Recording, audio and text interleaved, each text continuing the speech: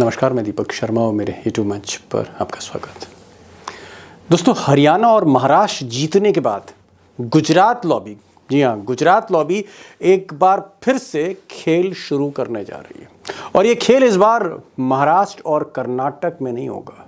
इस बार ये खेल सुप्रीम कोर्ट की नाक के नीचे संसद के यहाँ, जी हाँ, देश की सबसे बड़ी पंचायत संसद के अंदर लोकसभा में शुरू होने जा रहा है। और टारगेट पर, निशाने पर सबसे ऊपर ये साहब हैं, Sharad Pawar, the most senior, most active leader Hindustan के। और शरद पवार की जो पार्टी है उसमें 8 सांसद हैं। जी हाँ, मैं उनके विधायकों की बात नहीं कर रहा हूँ, लेकिन लोकसभा में 8 सांसद हैं, 8 सांसद हैं। और ये जो सांसद हैं या ये जो पार्टी है शरद पवार की, ये टूटती है, फूटती है आने वाले दिनों में, तो ताज्जुब मत करिएगा, आश्चर्य मत करिएगा, आगे बताने चाह रहा हूँ। पवार साहब के बाद और भी कई छोटी पार्टियां हैं जो इंडिया धड़े की, इंडिया गठबंधन की, लेकिन कुछ एनडीए की पार्टी भी निशाने पर, जैसे मिसाल के तौर पर शिंदे साहब, एकनाथ शिंदे साहब ने अगर आने वाले दिनों में नखरे किए या भाव दिया या आनाकानी करी या नाराज़ रहे, कोप भवन में रहे, कोऑपरेट नहीं किया, तो शिंदे साहब के जो 7 सांसद हैं पाला बदल सकते हैं। शिंदे साहब का वही हाल हो सकता है जो ठाकरे साहब का मोदी शाह ने किया। तो mister Shinde is also on the target, provided अगर वो साथ चलते हैं। अगर साथ नहीं चलते तो खतरा है। एक और शख्स हैं, जी हाँ, बड़े शख्स हैं शरद पवार की तरह, नीतीश कुमार की जेडीयू भी सॉफ्ट टारगेट है अमित शाह और मोदी के लिए। अब नीतीश कुमार की जो जेडीयू है, ये मर्ज होगी, टूटेगी, क्या होगा या जारी रहेगी, ये सब कुछ अगले साल बिहार चुनाव के बाद तय होगा। होना क्या है नीतीश कुमार का, समय कम है। अब दोस्तों, मैंने जितनी भी बातें आपके सामने रखी, हो सकता है बहुतों को यकीन ना हो, लेकिन मैंने कोई सुनी सुनाई बात आपके सामने नहीं रखी। ये वो बातें हैं या ये वो खिचड़ी है जो धीरे धीरे पक रही थी दिल्ली में, और अब कैमरे पर ऑन कैमरा अब ये बातें होने लगी साफ तौर पर कि तोड़ फोड़ शुरू हो रही है, ऑपरेशन लोटस शुरू हो रहा है। और कैमरे पर लाइव ये बात कही उद्धव ठाकरे की पार्टी के प्रवक्ता, मुख्य प्रवक्ता और राज्यसभा सांसद संजय राउत ने खुलकर बोल दिया। उन्होंने, प्रफुल्ल पटेल जी को अगर कैबिनेट बनना है तो जाकर मोदी जी के चरणों में बैठो। लेकिन उसको कहा गया है प्रफुल्ल जी को कि जो एक फॉर्मूला तय हुआ है कि 6 सांसदों के पीछे एक मंत्री पद। अजित पवार जी के पास एक ही सांसद है, तटकरे, और 5 सांसद आप तोड़कर लेके आइए। इसलिए प्रफुल्ल साहब की ये सब क्या बोलता है उसको, एक कवायद। अब संजय राउत कह रहे हैं कि प्रफुल्ल पटेल जो कभी शरद पवार के शिष्य थे और आज की तारीख में मोदी जी के शिष्य हो गए हैं, पाला बदल लिया है। प्रफुल्ल पटेल कहीं ना कहीं एक मोहरा हैं गुजरात लॉबी के, जो ये ऑपरेशन इनिशिएट कर रहे हैं, क्योंकि अगर वो पार्टी को तोड़ देते हैं शरद पवार की, तो इनाम में उनको कैबिनेट बर्थ मिल सकती, जिसका उन्होंने फॉर्मूला बताया। अब प्रफुल्ल पटेल ज़मीन पर कहाँ खड़े हैं? आज मैं प्रफुल्ल पटेल के बारे में कुछ खुलासे करूँगा, और वो खुलासे करेंगे प्रफुल्ल पटेल के मित्र, उनको 30-35 साल से जानने वाले एक शख्स। आगे देखिएगा, सुनिएगा प्रफुल्ल पटेल के बारे में। लेकिन बात जरा शरद पवार की भी कर लेते हैं। शरद पवार की पार्टी से जब न्यूज़ चैनल्स ने पूछा एक सांसद से कि क्या साहब तोड़फोड़ हो रही है, क्या आपकी पार्टी टूट सकती है, शरद पवार की पार्टी की एक सांसद से जब पूछा, सुनिए जवाब क्या है, खुद तय करिए। शरद पवार की पार्टी की सांसद क्या कह रही हैं? हर जगह ये फोड़ा फाड़ी, डरा के, धमका के और कोई लालच देके, ये सब काम तो हो रहा है। अब दोस्तों, आप कहेंगे कि ये जो खेल है इस बार दिल्ली में क्यों हो रहा है? पहले तो महाराष्ट्र में होता था, या कभी कर्नाटक में सरकार गिराई जाती थी, या कभी कमलनाथ की सरकार मध्य प्रदेश में गिराई जा रही थी, या राजस्थान में अशोक गहलोत की जो सरकार थी उसे तोड़ने की कोशिश हो रही थी, या पिछली बार हेमंत सोरेन को परेशान किया जा रहा था झारखंड में। इस बार मोदी जी के चाणक्य दिल्ली में खेल क्यों कर रहे हैं? दरअसल दिल्ली में खेल इसलिए कर रहे हैं क्योंकि पहली बार मोदी जी अल्पमत में आ गए, और ये जो गिनती है 240 की, ये मोदी जी को नागवार गुजर रही। मोदी और शाह को अगर आप करीब से देखेंगे, अगर गुजरात के दिनों से उनको देखेंगे, तो मोदी और शाह का जो स्वभाव है वो अल्पमत की सरकार चलाने वाला नहीं है।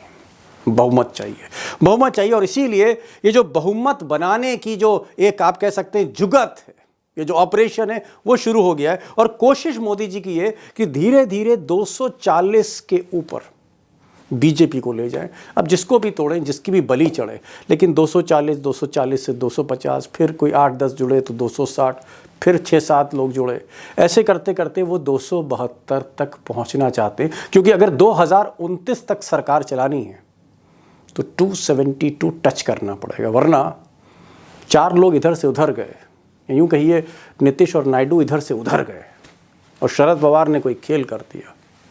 एनीथिंग इज पॉसिबल देन, क्योंकि 240 संख्या कमज़ोर है। अब दोस्तों, क्या पहली गाज, पहली बिजली जो है वो शरद पवार की पार्टी पर ही गिरेगी? क्या महाराष्ट्र के बाद शरद पवार, महाराष्ट्र चुनाव के बाद शरद पवार काफ़ी कमज़ोर हो गए हैं और क्या उनकी पार्टी टूट सकती? और क्या ये जो प्रफुल्ल पटेल साहब जिनका मैंने जिक्र किया था, क्या ये केपेबल हैं? क्या इनके अंदर वो पोटेंशियल है कि पार्टी को तोड़ दें, स्प्लिट कर दें?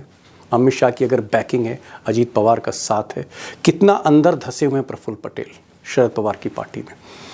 तो आज इनकी हकीकत जानने के लिए मैंने प्रकाश पोहरे साहब को बुलाया, जो विदर्भ के हैं, जहां से प्रफुल्ल पटेल आते हैं और तकरीबन 30-35 वर्षों से प्रफुल्ल पटेल को आप कह सकते हैं उनके करियर को, राजनीति के ग्राफ को वॉच कर रहे हैं। कई खुलासे करेंगे। इसके अलावा हमारे साथ हेमंत अत्री होंगे और उमाकांत जी होंगे। मैं उनसे भी पूछने जा रहा हूं कि जो 240 से क्या टारगेट वाकई मोदी शाह आगे बढ़ाना चाहते हैं और क्या वो जल्दबाजी में, क्योंकि उनको लगता है कि अगर समय रहते 240 से बीजेपी को ऊपर नहीं ले गए तो 2029 तक का जो सफ़र है आसान नहीं है। पोहरे साहब, आप तो विदर्भ से हैं और विदर्भ से ही प्रफुल्ल पटेल की राजनीति है। मेरा सवाल ये है कि क्या प्रफुल्ल पटेल अमित शाह और मोदी के बहुत करीब में है इस वक्त? और क्या ये खेल आपको लग रहा है कि इसके पीछे अमित शाह है? बिना अमित शाह के बैकिंग के प्रफुल्ल पटेल हिम्मत नहीं कर सकते कि शरद पवार की पार्टी तोड़ दें फ्लोर ऑफ द हाउस पे, लोकसभा में? नहीं नहीं, देखिए बात ऐसी है कि प्रफुल्ल पटेल मित्र किसके नहीं है, वो सभी के मित्र है। कांग्रेस में तो सभी के है, सोनिया गांधी से लेकर तो सभी, और वो मेन रूप से वो निगोशिएटर है। एक बात पहले ध्यान में रखिए, ये जो निगोशिएटर और बिजनेसमैन के हिसाब से तो वो सभी तरफ अपनी उंगलियां फंसा के रखते। मेरे काफी अच्छे मित्र है प्रफुल्ल भाई, हमारे काफी संबंध भी है, शादी वादी में भी जब जाते आते हैं, मिलते हैं, तो उसमें तो मैं उनको बहुत अच्छी तरह से जानता भी हूँ, वो भी मुझे अच्छी तरह से जानते हैं, बातचीत होती रहती है हमेशा। तो लेकिन एक बात जरूर है कि ये जो फिलहाल के अंदर जो हुआ है, एनसीपी टूटी और उसके बाद में अजीत पवार वगैरह हुआ, उसके अंदर प्रफुल्ल पटेल का काफी बड़ा रोल रहा है, इसके बारे में कोई शंका नहीं है। और उसके बाद में आपको भी मालूम है कि अभी अजीत पवार की भी 1000 करोड़ की प्रॉपर्टी इन्होंने रिलीज कर दी, इनकम टैक्स डिपार्टमेंट ने। प्रफुल्ल भाई की भी जो प्रॉपर्टी फंसी हुई थी ईडी के चक्कर में, उनका सीज वीज करके रख दिया था, वो तो उन्होंने सारी की सारी बातें क्लियर कर ली है और अभी वो वॉशिंग मशीन में धुल के आए हुए है। तो आप जिस बात का जिक्र कर रहे हैं कि सारे एमपी वगैरह उनका तोड़ना है, तो ये प्रफुल्ल पटेल तो काफी, यानी उनसे अच्छा निगोशिएटर, उनसे अच्छा घुसपैठ करने वाला शरद पवार जी के खेमे में दूसरा कोई है ही नहीं, ये बात बिल्कुल पक्की है। और अगर ऐसी बात है तो इसीलिए अमित शाह ने उनको ये जवाबदारी दी होगी या उनको बताया होगा या ऑर्डर दिया होगा। मैं तो ये बोलता हूँ कि ऑर्डर दिया होगा, क्योंकि अमित शाह तो मालूम है कि आपको भी किस तरीके से वो बात करते, वो कोई ये सारा जो चीजें है ना, ये प्रेम संबंध वाली बातें नहीं है दीपक भाई। तो ये तो सारी बातें ऐसी है कि जो ईडी का चक्कू होगा या और भी कोई चक्कू होगा, उसी के नोक के ऊपर चलने वाली ये सारी बातें है आजकल के जमाने में जो पॉलिटिक्स में हो रही है। तो ये बिल्कुल आसानी से पॉसिबल है, इसके अंदर कोई शक्यता नकार नहीं सकते हैं। और प्रफुल्ल भाई बहुत अच्छी तरह से ये काम करेंगे, ये भी मैं बोलता हूँ भाई। उनको कोई इस बात का परहेज नहीं है कि शरद पवार के ही कहने का मतलब कारण वो इतने बड़े पद पर आके पहुंचे, ये पोजीशन पे आके पहुंचे हैं। लेकिन अब क्या करेंगे, अभी राजनीति ने इस तरीके से मोड़ ले लिया है हमारे महाराष्ट्र के अंदर कि अभी एवरीथिंग इज पॉसिबल। अत्री साहब, ये जो प्रकाश पोहरे साहब कह रहे हैं कि प्रफुल्ल पटेल बड़े कुशल निगोशिएटर है, निगोशिएटर एक वर्ड का इस्तेमाल किया। आप भी इतने साल से साहब राजनीति कवर कर रहे हैं दिल्ली में, क्या प्रफुल्ल पटेल शरद पवार की पार्टी, जो लोकसभा की पार्टी जिसमें 8 सांसद हैं, क्या तोड़फोड़ कर सकते हैं? क्योंकि इनाम में संजय राउत कह रहे हैं उनको कैबिनेट मिनिस्ट्री की एक पोस्ट मिलेगी, कुर्सी मिलने जा रही है। दीपक जी, आपको ध्यान हो जिस दिन महाराष्ट्र का चुनाव आया था, इसकी हल्की सी चर्चा हमने की थी, अगर हल्का सा आपको ध्यान हो तो, जिस दिन परिणाम आए थे कि अभी बहुत कुछ होना है। हरियाणा और महाराष्ट्र के चुनाव का केवल इंतजार कर रहे थे ये लोग। जो प्रफुल्ल पटेल के बारे में कहा गया नेगोशिएटर के साथ साथ उनकी एक और बड़ी क्वालिफिकेशन है, वो बहुत बड़े फिक्सर है, पॉलिटिकल फिक्सर बहुत बड़े हैं वो, चाहे वो ओहो, कांग्रेस यूपीए के मतलब टाइम में आपको ध्यान प्रकाश साहब ने नेगोशिएटर किया, आपने नेगोशिएटर के आगे फिक्सर भी जोड़ दिया वर्ड। जी, दो क्वालिटीज बता दी, नेगोशिएटर भी फिक्सर भी। ओके जी। ओके। और उसमें भी इंटरेस्टिंग बात दीपक जी क्या है कि जो महाराष्ट्र के परिणाम आने के बाद अमित शाह की जो आत्मा है वो किसी भी तरीके से अपने दम पर बहुमत जुटाना चाहेगी संसद के अंदर। और ये आपने कल की कैबिनेट मीटिंग से संकेत देख लिए होंगे कि वो पीछे हटने की तैयारी में नहीं है। One nation one election, basically आज की तारीख में बेशक वन नेशन वन इलेक्शन जो है अडानी से ध्यान भटकाने के लिए किया है, या उपराष्ट्रपति के खिलाफ जो नो कॉन्फिडेंस आया उसका हिसाब से, लेकिन ये उनकी मंशा दिखाता है कि वो अभी भी उसी अंदाज में बैटिंग करना चाहते हैं मोदी और शाह जैसे वो करते आए। तो ये जो अजीत पवार के और इनका खेल है मिलजुल के, इसमें आप खेल देखिए क्या है कि आज की तारीख में अजीत पवार की पार्टी का केवल एक एमपी है, और दिल्ली का जो एनडीए का स्ट्रक्चर है उसमें 6 एमपीज के ऊपर एक मंत्रिमंडल पद है। तो अभी 6 फॉर्मूला वो है ना, 6 पे 1।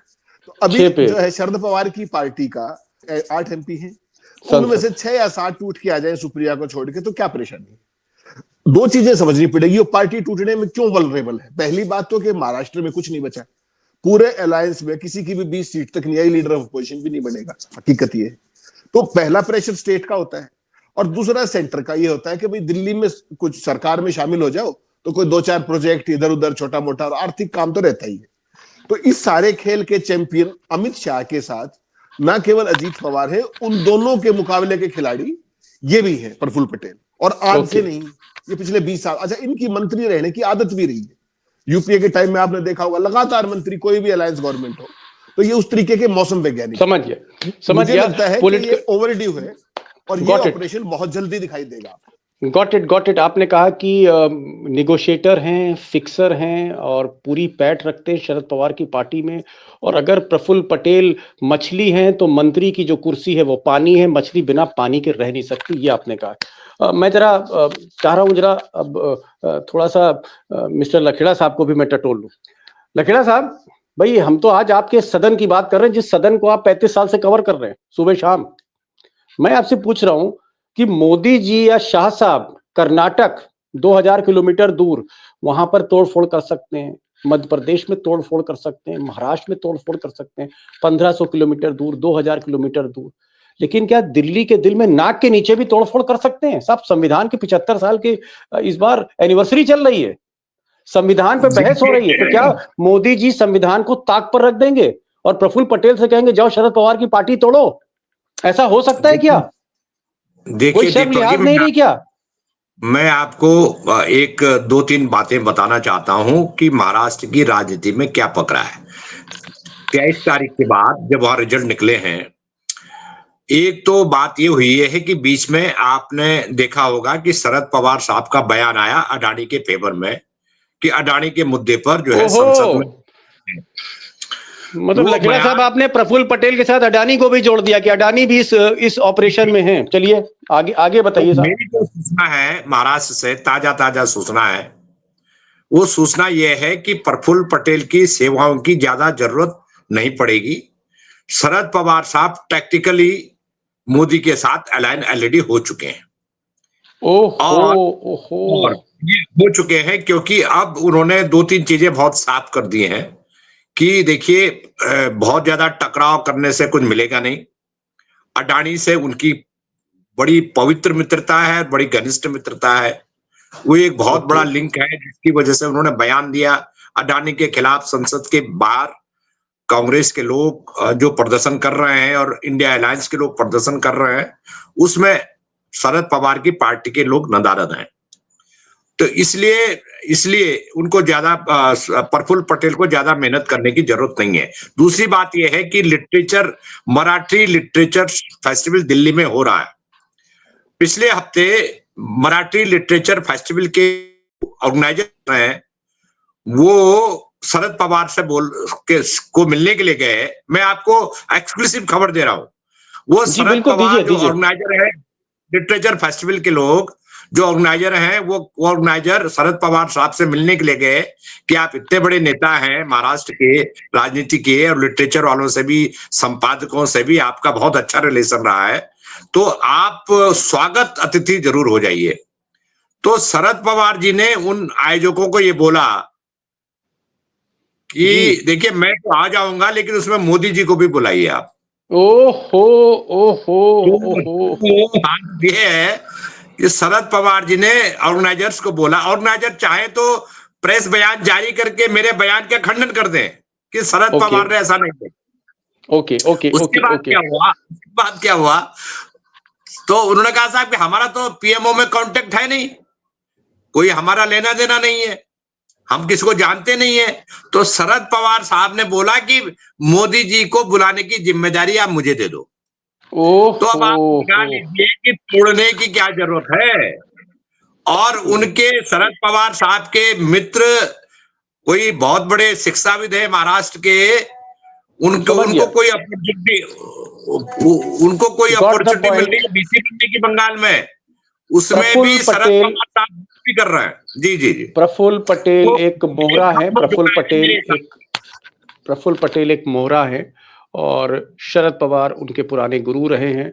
अगर वो पार्टी तोड़ते हैं, अजीत पवार में मर्ज करते हैं, अमित शाह उनको इनाम में कैबिनेट मंत्री बनाना चाहते हैं, कुल मिलाकर ऐसा लगता है हमाम में सब नंगे हैं, सब एक दूसरे से मिले हुए हैं। अत्री साहब चलिए ठीक है, ये अब शरद पवार की बात हम पीछे छोड़ते हैं। जब जब सारी चीजें एकदम क्लियर हो गई, पूरी एक्सरे रिपोर्ट दे दी आपने और लखेड़ा साहब ने, तो छोड़िए।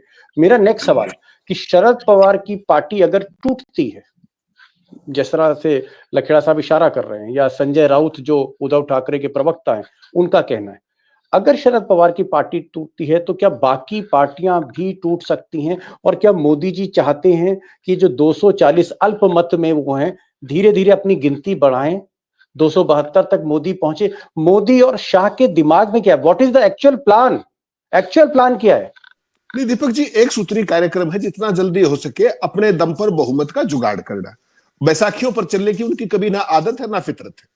अब इसमें थोड़ा सा आपको देखना यह पड़ेगा कि इसमें जो नीतीश कुमार जो उनके एलाई है, वहां पर अगले साल चुनाव है, तो उनके जी जो हाँ। 12 एमपी हैं उनके साथ फिलहाल छेड़खानी नहीं करेंगे वो, लेकिन तब तक ये जो छिटमुट डॉट्स हैं इनको मिला सकते हैं। दूसरी बात जो आपने कही, शरद पवार साहब, मुझे एक बात बताइए आप, शरद पवार तो गुरु है ना इन दोनों के, अजीत पवार के तो चाचा ही होंगे, और इनके गुरु है प्रफुल्ल पटेल के, इन्हीं के पैदा वो सब इन्होंने आगे बढ़ाया था इनको। जी कल को अगर ऐसी सूरत आएगी कि इनकी पार्टी टूटने से प्रफुल्ल पटेल मंत्री बने, तो शरद पवार इतने ना समझ तो है नहीं, वो खुद ही ना बन जाएंगे मंत्री, उनको क्या परेशानी है वहां पर जाने, जब वो अडानी की खुली सपोर्ट कर सकते हैं, या अपनी बेटी को अडानी बना सकते हैं। अपनी बेटी को बनवा सकते हैं, और सीनियर मंत्री बनेगी वो, और अपनी शर्तों पे बनेगी। और महाराष्ट्र में अदरवाइज अभी भी 5 साल करने के लिए कुछ है नहीं, पार्टी बिल्कुल पानी में चली गई एक तरीके से। और इंटरेस्टिंग बात एक और बताऊं, जो अब जैसे लखेड़ा साहब ने कहा, कल अजीत पवार और शरद पवार की मीटिंग भी हुई है कल शाम को दिल्ली में, तो वहां पर भी कुछ न कुछ पकाई होगा इस तरह की तमाम चीजें। तो बेसिकली, और तीसरी चीज आपको और बड़ी इंटरेस्टिंग बता दूं, उद्धव ठाकरे भी कोई बहुत कंफर्टेबल नहीं है एमवीए में इस समय, और वहां पर संकेत महाराष्ट्र में आ रहे हैं कि जो बीएमसी के चुनाव जो होंगे उसमें उनका संकेत साफ है, आज उन्होंने मीटिंग भी की है वहां पर, कि सारे अपने अपने दम पर चुनाव लड़ो। That means practically MVA breaks there.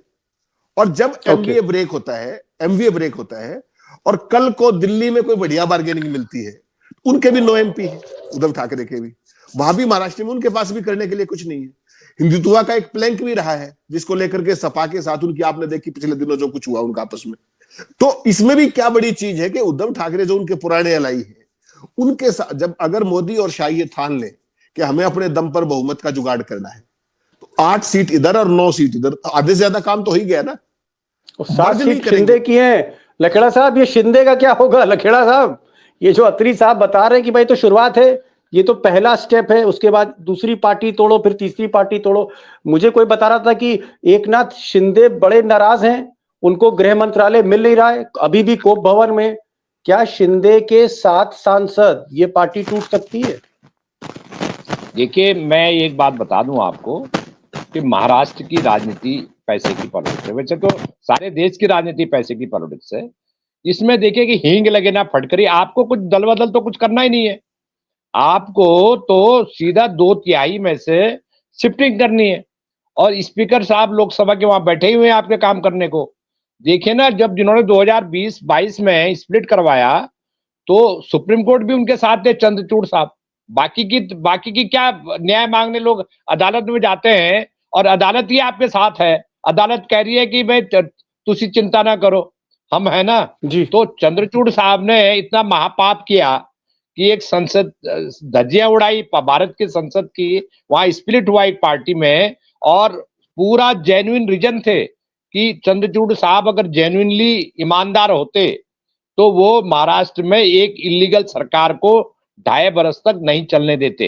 उन्होंने 2.5 साल तक एक अवैध सरकार, असंवैधानिक सरकार, डकैती डाल के पैसा लेकर के खरीदी हुई सरकार को, जिसको एक शब्द में बोलते इलिजिटमेट सरकार, उस इलीगल गवर्नमेंट को उन्होंने चलने दिया। और रिटायर होते होते कहानी खत्म हो गई, नए चुनाव भी आ गए। तो सवाल यह है कि इस देश में ना तो नैतिक मूल्यों की कोई बात हो रही है, राजनीति में तो नैतिक मूल्यों पर अगर आप चर्चा करेंगे तो आपको मजाक उड़ाते हैं लोग, कहा बातें कर रहे हो नैतिक मूल्यों की। तो मेरा ये जी कहने का मतलब है कि जब शरद पवार जैसे मराठा क्षत्रप की विचारधारा, मेरी बात हुई, मैं जो बात बोल रहा हूं वो जी उनके क्लोज लोगों से, शरद पवार साहब के क्लोज लोगों से बातचीत होने के बाद मैं बोल रहा हूं कि शरद पवार साहब ने सौदा कर लिया है, वो सरेंडर ओके हो चुके हैं। और वो कभी भी टैक्टिकल खुल के नहीं जाएंगे, टैक्टिकल सपोर्ट कर देंगे। कोई अविश्वास प्रस्ताव आएगा, उनकी पार्टी के एमपी बाहर हो जाएंगे, वॉकआउट कर भाषण नहीं गॉट इट देंगे, वॉकआउट कर जाएंगे या सपोर्ट कर देंगे, कहेंगे साहब स्प्लिट हो गया, मैं क्या करूं। इतना कहना ठीक। चाहता हूं जी। हाँ, वो ये कह सकते हैं कि साहब प्रफुल्ल पटेल तोड़ के ले गए तो मैं क्या कर सकता हूँ।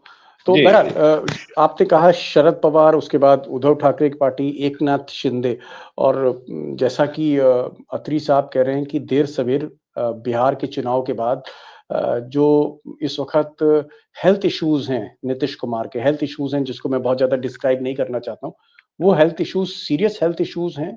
6-7 महीने के बाद अगर मौका मिला तो बीजेपी नीतीश कुमार की पार्टी को भी मर्ज कर सकती है। क्या हेमंत जी ऐसा हो सकता है कि बिहार चुनाव के बाद अगर कोई ऐसी परिस्थिति आई जहां नीतीश कुमार और कमजोर दिखे, तो लल्लन सिंह वगैरह जो उनके लोग हैं जो इस वक्त मोदी जी की गोद में बैठे हैं, क्या नीतीश कुमार का फ्यूचर भी आपको अंधेरे में दिखता है उनकी पार्टी का? ये पार्टी मर्ज हो सकती है जेडीयू? अभी नहीं, 7 महीने बाद, 8 महीने बाद, साल भर बाद?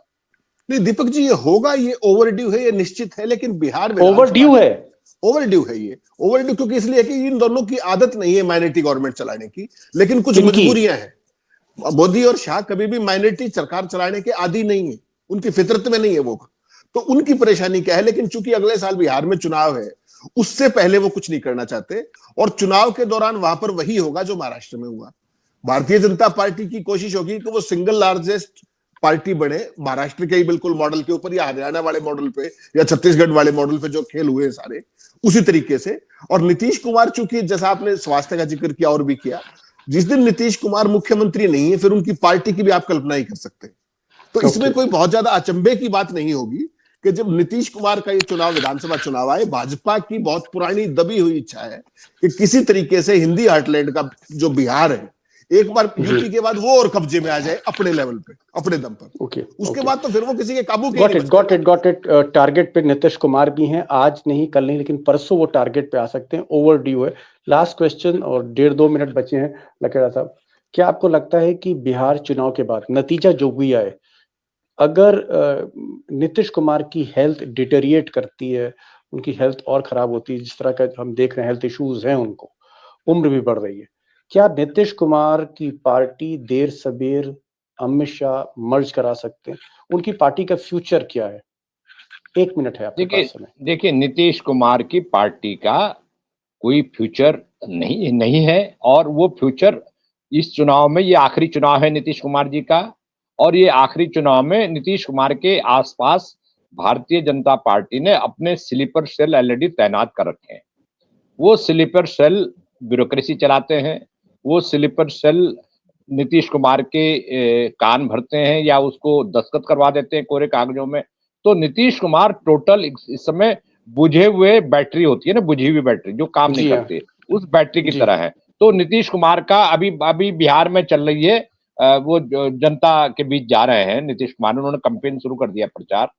और वो कैंपेन का पूरा लुब्बुलुआब यही है कि नीतीश कुमार को जी। इस चुनाव में आगे रखो, उनके नाम पर वोट मांगो, और वोट मांगते ही जैसे आपको वोट मिल जाए उसके बाद उनको नमस्ते कर दो। और सरकार क्योंकि बनेगी, हो सकता है गाहे बघाए नाम जी। मात्र के लिए नीतीश नीतीश कुमार को मुख्यमंत्री बना दें, केवल नाम मात्र के लिए। उसके बाद उनको कह देंगे ये कार्यवाहक मुख्यमंत्री हैं, ये पीछे जो है ओके। मार्गदर्शक, एक मुख्यमंत्री की नई परिभाषा कर देंगे, मार्गदर्शक मुख्यमंत्री, क्या तो ओके। गाइड करने के लिए बने हैं। उसके बाद इनके गॉट इट। जितने लोग हैं वहां पर, मैं उनका डिटेल में नाम नहीं लेना चाहता, सिचुएशन बहुत खराब है, और ये बिहार को ये कैप्चर करने के लिए एक नई कोशिश होगी, और ये चुनाव इसीलिए हो रहा है।